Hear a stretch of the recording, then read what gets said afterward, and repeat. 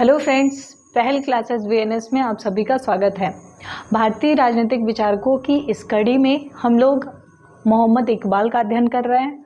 मोहम्मद इकबाल के first video में हम लोगों ने उसका जीवन परिचय, खुदी का सिद्धांत और जो उनका धर्म या दर्शन पर जो चिंतन रहा है उसको देखे थे। आज की वीडियो में उससे आगे हम लोग कर्मयोग का सिद्धांत और उनके जो राजनीतिक विचार हैं उसको कवर करेंगे। तो अब हम लोग देखते हैं उनका कर्मयोग का सिद्धांत, कर्म पर क्या विचार है इकबाल का। तो जो इकबाल है फिलहाल वो जो इसके पहले के चिंतन है या जिन्होंने कर्म पर जो अपना विचार दिया है उसके बारे में कहते हैं कि इकबाल का कहना है कि जो यूनानी विचारक थे, प्लेटो का जो चिंतन रहा है, प्लेटोवादी और सूफीवादी के विरोधी के रूप में ये जाने जाते हैं, क्योंकि ये जो यूनानी और प्लेटोवादी चिंतक हैं, ये जो चिंतन रहा है वो केवल सूक्ष्म और अध्यात्म का एक छोटा सा पार्ट अध्ययन करते हैं, स्थूल चिंतन मतलब सूक्ष्म चिंतन करते हैं। उसकी आलोचना करते हुए ये प्लेटो की भी आलोचना करते हैं और उन चिंतन को आलोचना करते हुए कहते हैं कि ये तीनों, ये जो अध्ययन करता है तीनों, चाहे प्लेटोवादी हो, यूनानी हो या सूफीवादी हो, ये चिंतन का केवल सूक्ष्म और अध्यात्म चिंतन एक छोटा सा पार्ट ही अध्ययन करते हैं, बल्कि ये कहते हैं कि जो तथ्य और स्थूल जो चिंतन रहा है उसकी उपेक्षा की गई है। तो इसी वजह से ये सूफियों को बताते हैं कि ये जो सूफी थे वो जाहिर यानी कि जो दृश्य योग्य हो और उसके साथ ही वार्तिक जो अदृश्य है, इन दोनों के बीच जो अंतर है वो अंतर गलत किया गया है, भेद किया गया है। उससे विश्व या उसकी समस्याओं के प्रति उदासीनता उत्पन्न होती है। इस वजह से वो ऐसे चिंतन को नकारते हैं और इसके अपोजिट इकबाल की रचना जो है असरारे खुदी, असरारे खुदी जो उनकी रचना है उसमें वो बताते हैं, कहते हैं कि जो प्लेटो उन प्राचीन भेड़ों के झुंडों में से एक था। प्लेटो उन प्राचीन भेड़ों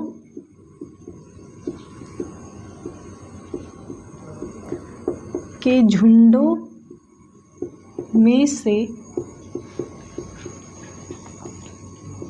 उन प्राचीन भेड़ों के झुंडों में से एक था जिन्होंने अकर्मण्यता, दरिद्रता, जिसने अकर्मण्यता,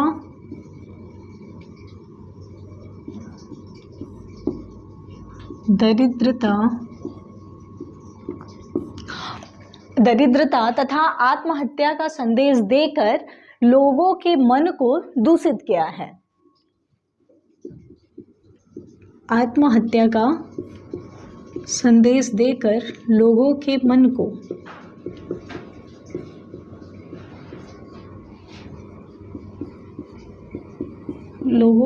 को दूषित किया है, दूषित किया है। इनका वही सेंस है, कहना है कि इन लोगों ने केवल एक ही पक्ष का अध्ययन किया, एक पक्ष का को उपेक्षित किया है। इस वजह से इनका चिंतन अकर्मण्यता, दरिद्रता और आत्महत्या की तरफ अग्रसर करता है। इकबाल आगे बताते हैं, कहते हैं कि इस्लाम जो धर्म है या इस्लाम जो है वो कर्म और शक्ति, इस्लाम कर्म और शक्ति दोनों का संदेश देता है, कर्म और शक्ति दोनों को समन्वित करता है, उसका संदेश देता है। कर्म ही जीवन का सार तत्व है और ये जो कर्म है यही जीवन का सार है, कर्म ही जीवन का सार है।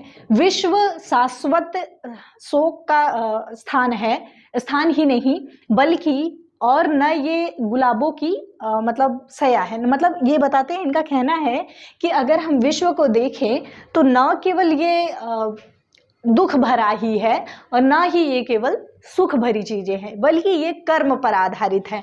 इकबाल आगे कहते हैं, इनका कहना था कि जो कर्म है वही ही व्यक्ति के जीवन का सार्वतत्व है और वही उसको एक अच्छा जीवन प्रदान कर सकता है। इकबाल सामूहिक और सामाजिक जो क्रियाकलाप हैं इसको बताते हैं कि इसमें लोगों को निरंतर रूप से पार्टिसिपेट करना चाहिए, मतलब उसमें भाग लेने के लिए वो प्रेरित करते हैं। सामूहिक और जो सामाजिक क्रियाकलाप है उसमें शामिल होने के लिए कहते हैं।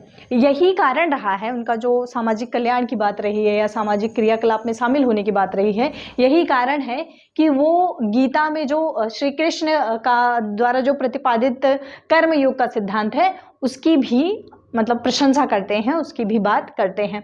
और साथ ही अब आगे हम लोग देखते हैं वीर पूजा पर क्या इनका कॉन्सेप्ट है।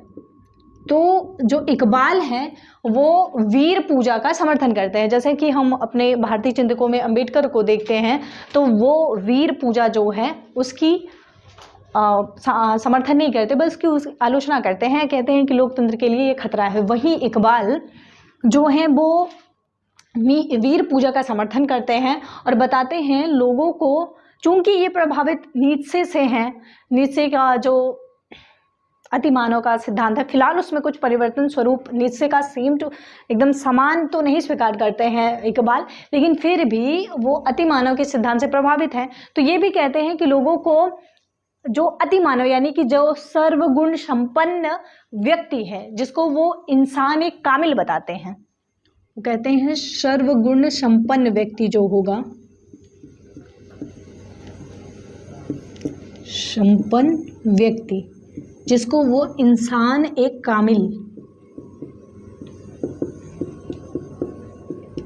कामिल है, इसको बताते हैं। कहते हैं कि लोगों को इनकी शरण में रखना होगा, इनके पास जाकर रहना होगा, यानी कि अतिमानव के शरण में जाकर लोगों को रहना होगा। अब आगे हम लोग देखते हैं कि आगे वो, ये तो रहा उनका वीर पूजा पर कॉन्सेप्ट। इसके बाद ही वो जो अति भौतिकवाद की संकल्पना है उसकी आलोचना करते हैं, तो उस पर विचार देख लेते हैं। अति भौतिकवाद की आलोचना।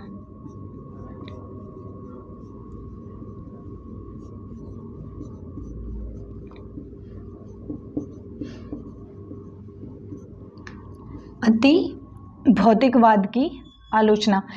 इकबाल जो कॉन्सेप्ट रहा है पश्चिमी चिंतन में, जिसमें भौतिकवाद को ज़्यादा बढ़ावा देने की बात करता है, तो उसके विरोधी रहे हैं। इकबाल का कहना है कि वो जो भौतिकवादी स्वरूप संस्कृति है, यूरोपीय संस्कृति है, उसके पूर्ण रूप से वो विरोधी के रूप में जाने जाते हैं।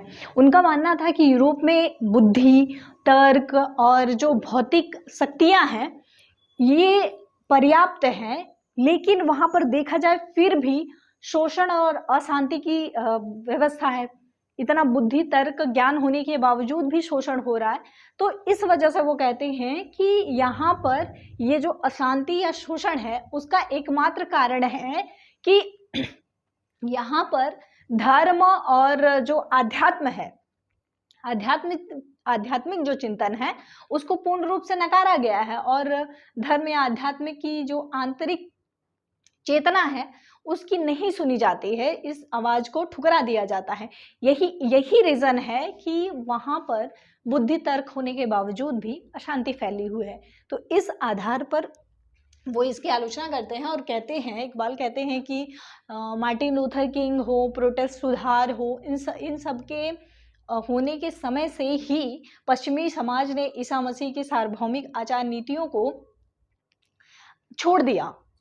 क्यों? क्योंकि वहां पर राष्ट्रवादी रूपी संकीर्ण नीतियां आ गई जो आधुनिक मानवता के लिए सबसे बड़े खतरे के रूप में जानी जाती हैं कि राष्ट्रवाद। इस आधार पर हम देखेंगे कि जो इकबाल हैं वो संकीर्ण राष्ट्रवादी नीतियों की भी आलोचना करते हैं। तो ये रहा कॉन्सेप्ट उनका अति भौतिकवाद की आलोचना में, जिसमें वो यूरोपीय संस्कृति में अति भौतिकवाद की जो गुण हैं उसको आलोचित करते हैं, उसकी आलोचना करते हैं और उसमें धर्म या अध्यात्म, उसका रीज़न वो बताते हैं कि उसमें धर्म या आध्यात्म की जो चिंतन है उसको पूरी तरीके से नकारा जाता है।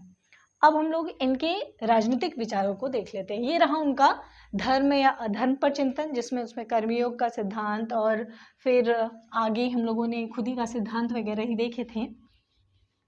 अब जो इनका पॉलिटिकल व्यू है उसको देखते हैं। इकबाल का राजनीतिक विचार।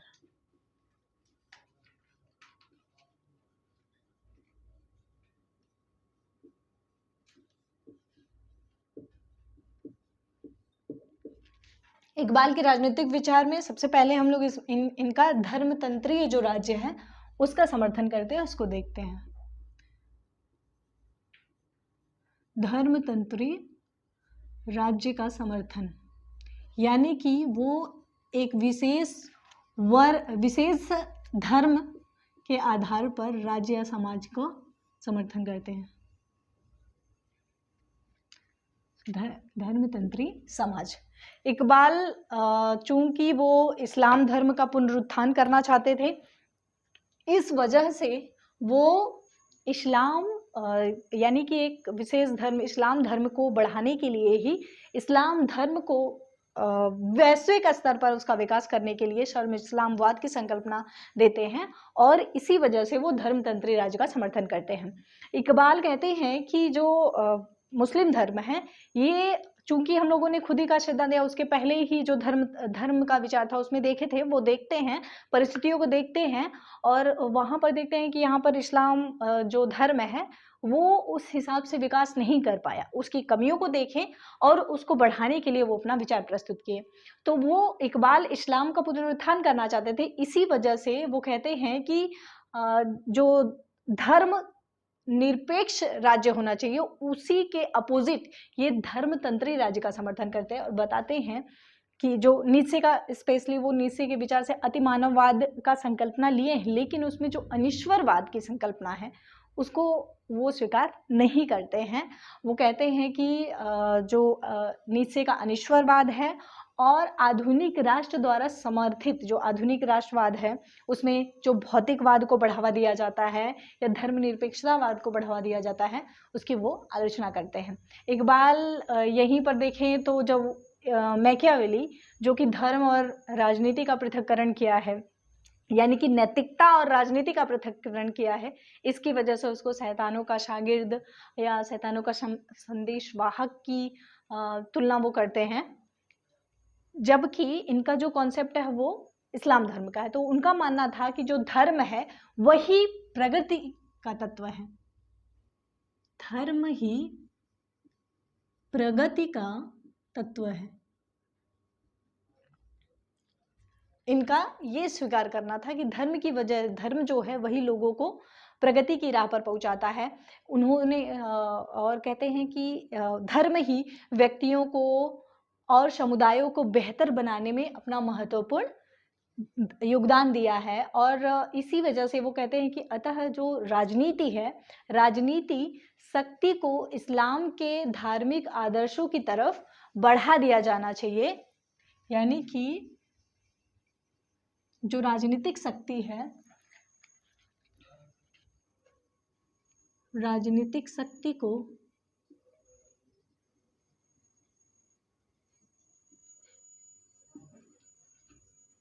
इस्लाम के आदर्शों पर चलना चाहिए।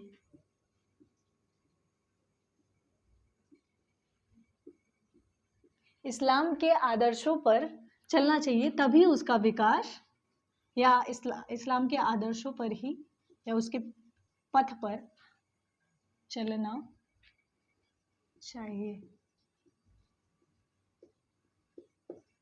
यानी कि वो धर्म और राजनीति नैतिकता को एक करने की बात करते हैं कि राजनीतिक शक्ति को इस्लाम के विचारों को तरफ जाना चाहिए। वे धर्म को व्यक्ति से जोड़ कर देखते हैं। व्यक्ति धर्म जो है वो व्यक्ति का, किसी विशेष व्यक्ति का निजी मामला नहीं, बल्कि वो एक समाज या लोगों के जीवन को आगे बढ़ाने के लिए, जीवन के सभी पक्षों को वो प्रभावित करता है।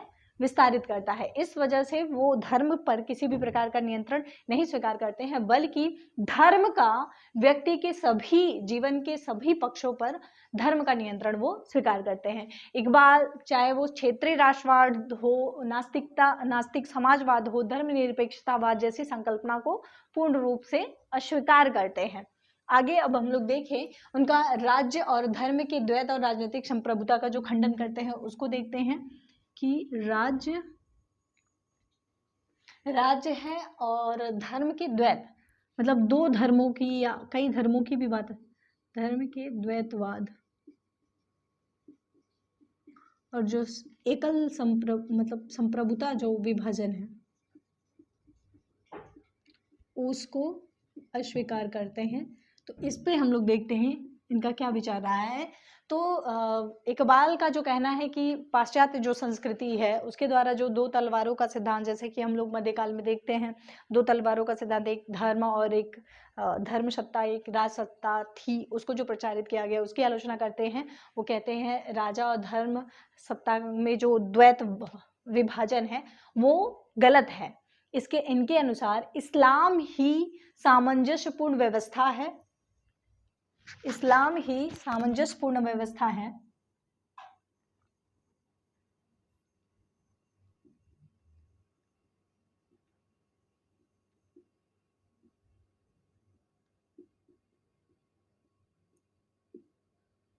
इस्लाम ही सामंजस्यपूर्ण व्यवस्था है तथा यह और इसके अंतर्गत धार्मिक सत्ता और लौकिक सत्ता दोनों को स्वीकार वो करते हैं, न कि धार्मिक सत्ता अलग राज्य सत्ता अलग। इस्लाम के अंतर्गत वो बताते हैं कि जो इस्लाम है इसमें राज्य व्यक्ति, इस्लाम के अंतर्गत राज्य जो है व्यक्ति है, सरकार है,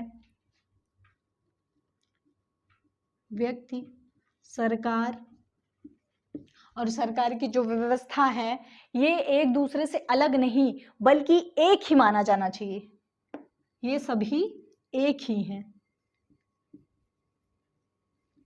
इन सभी को एक ही समझा जाना चाहिए। पृथक्करण इसमें वो स्वीकार नहीं करते हैं और कहते हैं कि मानव जीवन का जो सामाजिक धार्मिक, मानव जीवन का सामाजिक धार्मिक राजनीतिक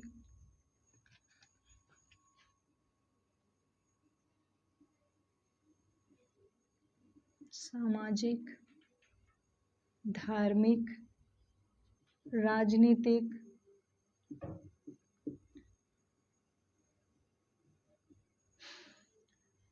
सामाजिक धार्मिक राजनीतिक जो पक्ष है, आर्थिक पक्ष हो चाहे, इन सभी पक्षों को सामाजिक आर्थिक राजनीतिक सभी पहलू एक अलग अलग ना होकर एक ही हैं, इसमें किसी भी प्रकार का विभाजन नहीं है।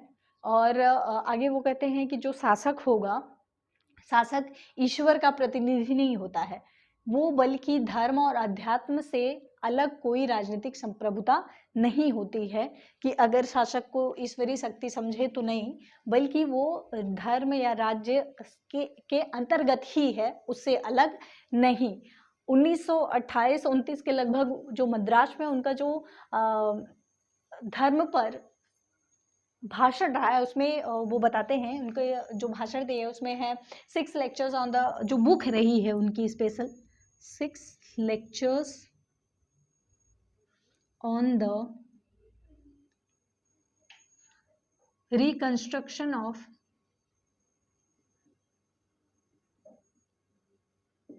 थॉट ऑफ इस्लाम, ये उनकी बुक रही है, बुक के रूप में भी पब्लिश होती है। इसमें 6 भाषण रहा है उनका जो मद्रास में दिए थे। उसमें वो बताते हैं कुरान धर्म राज्य को, आचार नीति या राजनीति को एक ही ईश्वरीय ज्ञान के अंतर्गत संयुक्त करना चाहिए, उसको संयुक्त रखना चाहिए, जैसा कि प्लेटो ने अपने रिपब्लिक में किया था। सभी को, चाहे वो उत्पादक वर्ग हो चाहे सैनिक वर्ग हो, दार्शनिक, इसको वो राज्य के अंतर्गत ही बताते हैं और सबको अपना अपना कार्य सौंपते हैं। तो ये रहा उनका राज्य धर्म द्वैतवाद, जो राज्य की अलग संप्रभुता को स्वीकार नहीं करते ना तो धर्म के द्विविभाजन की बात करते हैं। चूंकि वो सर्व इस्लामवाद की बात करेंगे तो जाहिर सी बात है वो धर्म के दो भाग या अलग अलग दो धर्म या उससे अधिक धर्म को भी स्वीकार नहीं करेंगे। आगे हम लोग देखते हैं तो वो पूंजीवाद का भी विरोध करते हैं। पूंजीवाद है, समाजवाद है, इन सब का विरोध करते हैं। पूंजीवाद के अंतर्गत वो विरोध करते हुए इनको अस्वीकार करते हुए कहते हैं कि इनके अनुसार ये मानना था कि पृथ्वी जो है वो ईश्वर की ही है। अगर पूंजीपति या जमींदार इस पर अपना एकाधिकार स्थापित कर रहे हैं, एकाधिकार जमा रहे हैं, तो वो ईश्वरी जो शक्ति है, जो ईश्वरी कानून है, उसमें बाधा पहुंचा रहे हैं। इस वजह से पूंजीपतियों को जो संपत्ति का या किसी भी चीज का जो अधिग्रहण कर रहे हैं वो सही नहीं है, बल्कि वो ईश्वर के कानून में एक बाधा पहुंचाने के समान ही है। उन्होंने श्रमिकों और कृषकों के मतलब बातों का समर्थन किया और पूंजीवादी जो व्यवस्था थी उसका जो शोषण था उसके विरुद्ध वो क्रांति की भविष्यवाणी की भी बात करते हैं। जो शोषक वर्ग है यानी कि उसको क्रांति करने की बात को कहीं ना कहीं स्वीकार करते हैं। फिर आगे हम लोग देखें तो वो समाजवाद का भी विरोध करते हैं, उसकी भी कमियां बताते हैं। पूंजीवाद में तो वो संपत्ति वगैरह को ईश्वरीय कृत बताया। समाजवाद में वो बताते हैं कि इकबाल कहते हैं कि पूंजीवाद के साथ साथ जो समाजवाद की जो संकल्पना है और साम्यवाद की जो संकल्पना है वो भी सही नहीं है। समाजवादी दर्शन की भौतिकवादी उग्रता से उन्हें घृणा थी, क्योंकि वे भी पूंजीपतियों की समान ही, जो पूंजीपति व्यवस्था थी उसी के समान ही मन और आत्मा के बजाय भौतिक तत्वों को अहमियत देते हैं। जैसा कि कर्मयोग के सिद्धांत में हम लोग देख ही रहे हैं कि जो चिंतन है, चाहे सूफी प्लेटो का चिंतन है, उसमें भी वो केवल आध्यात्म के कुछ ही पक्ष पर बल दिए जाने के कारण उसका अस्वीकृत करते हैं। ठीक उसी प्रकार वो समाजवाद में भी यही बात करते हैं, जिसमें धर्म, मन और चिंतन पर कम ही बल दिया जाता है, बल्कि भौतिक तत्वों पर अधिक बल दिया जाता है। इस वजह से उसकी आलोचना करते हैं। साथ ही साथ वो कार्ल मार्क्स का जो अनिश्वरवाद का सिद्धांत रहा है, यानी कि धर्म की जो आलोचना कार्ल मार्क्स करता है, चूंकि धर्म को अफीम के समान बताता है, तो इसकी भी वो आलोचना करते हैं, जो केवल आर्थिक और भौतिक मतलब कार्ल मार्क्स की अगर बात करें तो आर्थिक और भौतिक समानता की बात करता है, इस वजह से उसकी भी आलोचना करते हैं। आगे इकबाल बताते हैं कि राष्ट्रवाद और अनिश्वरवादी जो समाजवाद है, दोनों घृणा, संदेह और क्रोध की उन शक्तियों को उत्तेजित करते हैं जो मनुष्य की आध्यात्मिक शक्तियों को कम कर देते हैं, उसका विनाश कर देते हैं। इसके साथ ही वो राष्ट्रवाद का भी विरोध करते हैं, चूंकि राष्ट्रवाद को भी वो संकीर्ण ही विचारधारा मानते हैं, इस वजह से वो राष्ट्रवाद की भी आलोचना करते हैं।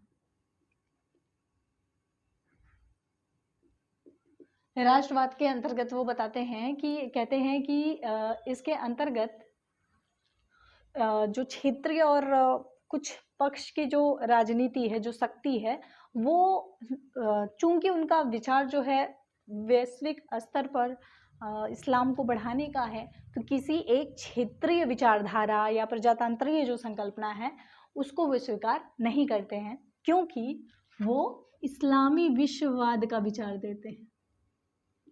इस्लामी विश्ववाद की संकल्पना को बढ़ाना चाहते हैं, इस वजह से राष्ट्रवाद का भी विरोध। और उन्होंने दो आधारों पर राष्ट्रवाद का भी विरोध किया, कि मतलब इसके दो आधार वो बताते हैं। राष्ट्रवाद क्यों उचित नहीं है, तो वो कहते हैं कि भारतीय राष्ट्रवाद जो है वो मुसलमानों पर हिंदुओं का प्रभुत्व स्थापित करेगा। भारतीय राष्ट्रवाद में वो बताते हैं कि इसके अंतर्गत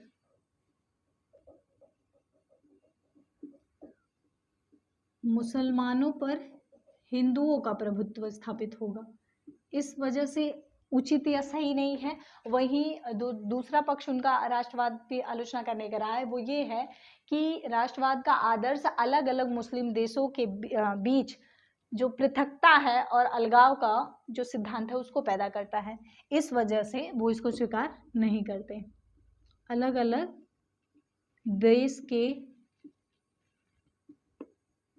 लोगों, अलग अलग देश के मुसलमानों के बीच,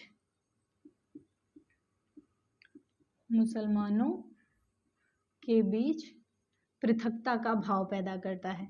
मतलब इस जैसे एक राष्ट्र का मुसलमान अब अगर राष्ट्रवाद को फॉलो करेगा तो वो अपने राष्ट्र को बढ़ाना चाहेगा, चूंकि दूसरे राष्ट्र का मुसलमान उसको स्वीकार नहीं करेगा। इसी वजह से वो कहते हैं कि अलग अलग देश के मुसलमानों के बीच भी पृथकता की भावना पैदा करेगा। इस वजह से राष्ट्रवाद उचित या सही नहीं है। उनके अनुसार जो आधुनिक राष्ट्रवाद और पाश्चात्य आदर्श मुस्लिम जो समाज है उनके लिए एक जहर के समान है, या उनके मतलब एक घातक विष के समान है, जिससे यह पश्चिमी साम्राज्यवादी जो शक्तियां हैं वो इस्लाम को कमजोर करने में अपना योगदान दे रही हैं या चालें चल रही हैं। इस वजह से राष्ट्रवाद किसी भी दृष्टिकोण से उनके आधार पर उचित नहीं है। इसके बाद ही वो बताते हैं कि राष्ट्रवाद मूर्ति पूजा का ही एक छोटा सा एक पक्ष है, रूप है। इस वजह से उन्होंने राष्ट्रवाद के बजाय जो सर्व इस्लामवाद की संकल्पना है उसको बढ़ाने का विचार प्रस्तुत किया।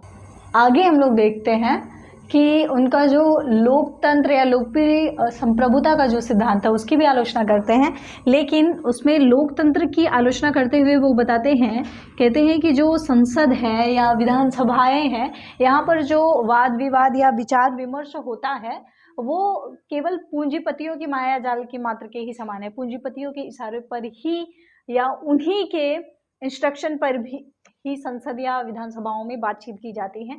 तो इसकी भी वो इसी वजह से आलोचना करते हैं और आगे बताते हैं। वो कहते हैं कि इस्लाम में जो इस्लाम धर्म है इसमें जो इस्लामी धर्म तंत्र के समर्थक हैं इकबाल, इसी वजह से वो आध्यात्मिक तथा ईश्वरीय लोकतंत्र की बात करते हैं। आध्यात्मिक या ईश्वरीय लोकतंत्र को स्वीकार करते हैं, न कि लोकप्रिय संप्रभुता या राजनीतिक लोकतंत्र। इन सबको वे स्वीकृत नहीं करते हैं और वो बताते हैं कि जो जन प्रभुत्व के सिद्धांत हैं यानी लोक संप्रभुता उसका भी खंडन करते हैं।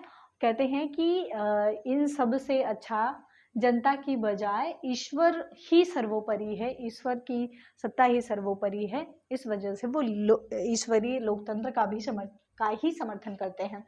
वो इसी के आधार पर जो शरीयत है, शरीयत की जो पवित्रता है उसके नाम पर उन्होंने एक नारा भी लगाया था जिसमें वो कहते हैं कि लोकतंत्र से दूर रहो और पूर्ण मानव के दास बन जाओ, यानी ईश्वरीय जो गुण है उसके दास बन जाओ। इस प्रकार से देखा जाए तो इकबाल जो है वो आधुनिक लोकतंत्र का जो है सिद्धांत है उसके बजाय जो वीर पूजा पर आधारित प्रतिक्रियावादी जो मध्ययुगीन समाज यानी कि जिसमें हम लोग देखते हैं मध्यकाल में ईश्वरीय शक्ति ही सर्वोपरि थी कुछ समय के लिए, उसको वो स्वीकृत करते हैं और फांसीवादी जो आदर्श रहा है उसका समर्थन वो करते हैं। वो बताते हैं, इकबाल कहते हैं गिनती या वोट आधारित लोकतंत्र के बारे में वो बताते हैं। उनका कहना है कि यह ऐसे ही है जैसे 200 गधों के दिमाग से एक इंसान की सोच निकालना। 200 गधों के दिमाग से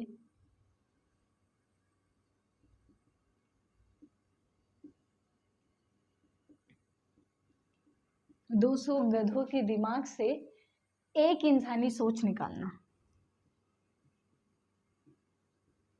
इंसानी सोच निकालना, ये वोट या गिनती आधारित जो लोकतंत्र है उसको आलोचना करते हुए ये कथन वो देते हैं। आगे हम लोग इनका सर्व इस्लामवाद जो कि मुख्य सिद्धांत है इनका उसको आगे देखते हैं। सर्व इस्लामवाद का कॉन्सेप्ट,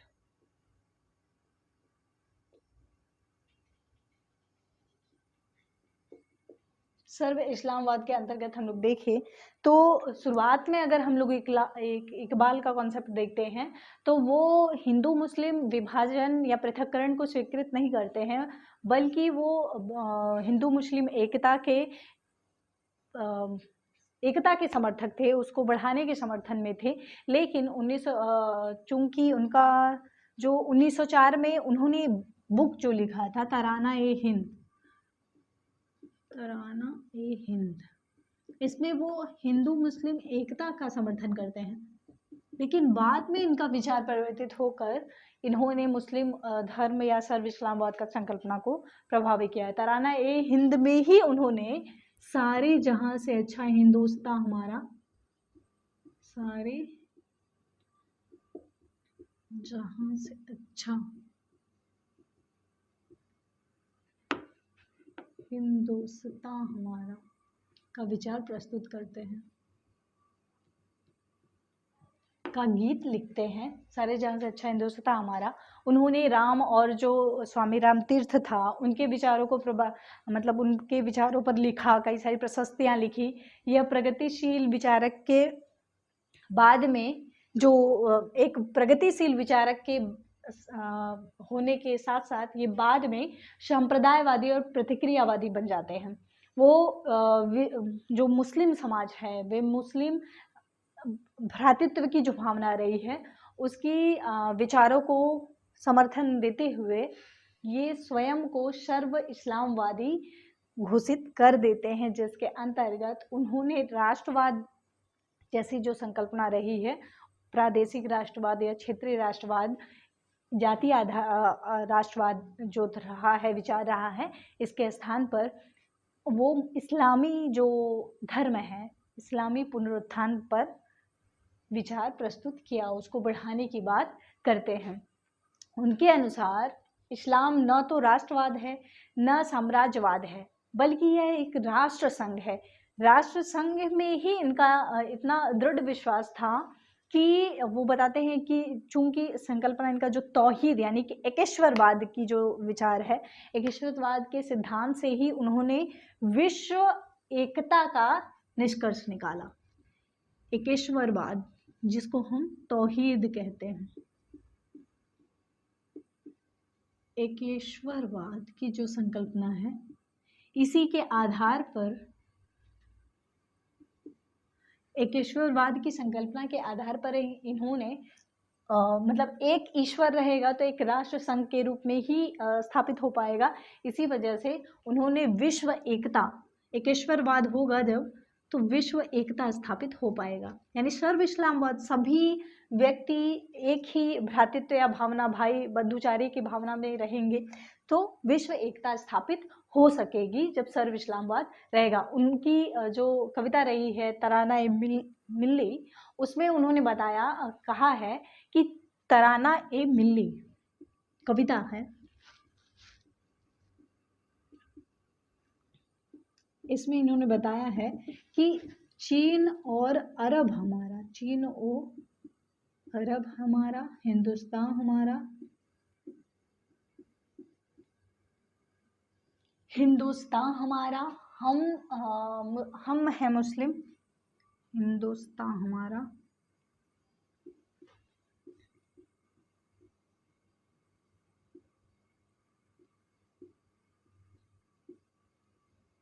हम हैं मुस्लिम, यह वतन हमारा, मुस्लिम हैं हम,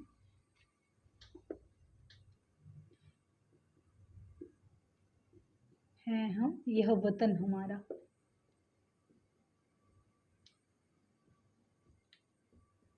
अपनी इस कविता में इस बात को प्रस्तुत करते हैं। इसके साथ ही अगर हम लोग देखें तो जो दयानंद सरस्वती हैं वो वेदों की और लौटो की जहाँ विचार प्रस्तुत किए हैं, वही हम जब इकबाल को देखते हैं तो वो कहते हैं कि आदि इस्लाम की ओर वापस चलो। दयानंद सरस्वती वेदों की ओर लौटो चलो का नारा देते हैं, वहीं उनके अपोजिट ये आदि इस्लाम की ओर लौटो का विचार प्रस्तुत करते हैं। सर्व इस्लामवाद का अगर हम लोग एकमात्र आधार देखें तो वो केवल और केवल धर्म रहा है। सर्व इस्लामवाद का अगर हम मतलब अर्थ समझे तो इसके अंतर्गत ये है कि विश्व विश्व के सभी मुसलमानों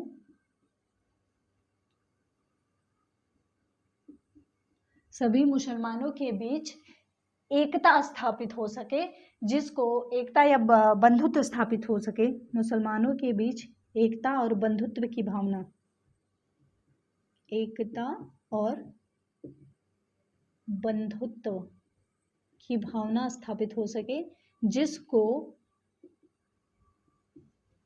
इकबाल के द्वारा एकीकृत मिल्लत कहा जाता था। एकीकृत मिल्लत का विचार दिया जाता है। एकीकृत मिल्लत यानी कि उनके विचार में देखा जाए विश्व के सभी मुसलमानों के बीच एकता या बंधुत्व की भावना स्थापित होने का सेंस है कि उनके बीच एकीकृत मिल्लत होगा, यानी कि उनका कॉन्सेप्ट है। और यहीं पर वो राष्ट्रसंघ का जो रहा है उसकी भी आलोचना करते हैं। वो कहते हैं कि इकबाल का सर्व इस्लामवादी जो भ्रातृत्व है वो उस भ्रातृत्व में अडिग विश्वास था, इसी मतलब उसको ज़्यादा वो बढ़ाने की बात करते हैं, उसमें दृढ़ विश्वास था। इसी वजह से जो 1920 में जो राष्ट्र संघ बना था उसकी भी आलोचना करते हैं। उनके द्वारा जो राष्ट्र संघ था वो यूरोपीय कूटनीति का दुर्बल संगठन था और लास्ट में उन्होंने यहाँ तक भविष्यवाणी किया था कि यह समाप्त हो जाएगा, इसका विनाश हो जाएगा। आगे ये था उनका इस्लामवाद, मतलब किस प्रकार से मुस्लिम इस्लाम मानने वालों के बीच एकता और बंधुत्व की भावना होगी, कैसे इस्लाम धर्म को व्यापक स्तर पर बढ़ाया जाएगा।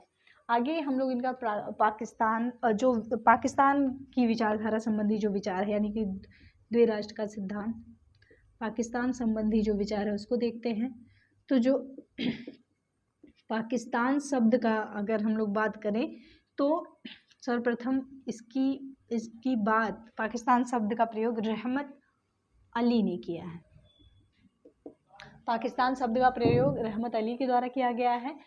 इनका जो कॉन्सेप्ट रहा है इकबाल का, वो क्योंकि वही उस परिस्थिति में जब हम ये देखते हैं, इकबाल अध्ययन करते हैं, देखते हैं कि इस्लाम धर्म काफ़ी नीचे या दब चुका है, मतलब उसका उत्थान नहीं हो गया। उसको बढ़ाने के लिए इन्होंने शर्म इस्लामियात या मुस्लिम धर्म को बढ़ाने का विचार प्रस्तुत किया, इस्लाम धर्म को बढ़ाने का विचार प्रस्तुत किया।